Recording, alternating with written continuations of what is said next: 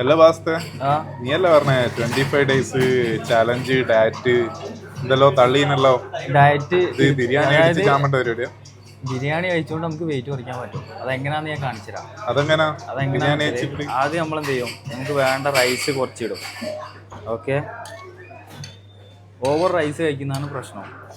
പിന്നെ അത് ഈ ഡയറ്റിൽ ബിരിയാണി കഴിക്കാന്ന് പറയുന്നത് നമ്മൾ പോർഷൻ കൺട്രോൾ ചെയ്താൽ മതി, മനസ്സിലായില്ലേ?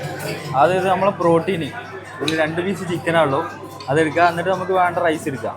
ഓക്കെ, ഈ ഫുള്ള് റൈസ് കഴിക്കുന്നതുകൊണ്ടാണ് ഈ പ്രശ്നം വരുന്നത്. പിന്നെ നമുക്ക് എക്സ്ട്രാ പ്രോട്ടീൻ ആണ്. ഇത്ര റൈസും ഇത്ര പോർഷൻ എടുത്തു കഴിഞ്ഞാൽ നമുക്ക് പിന്നെ എക്സ്ട്രാ പ്രോട്ടീൻ നമുക്ക് എന്തുണ്ട്, ബീഫ് ഉണ്ട്. ഓക്കെ, നല്ല ചാമ്പലല്ലേ 25 days.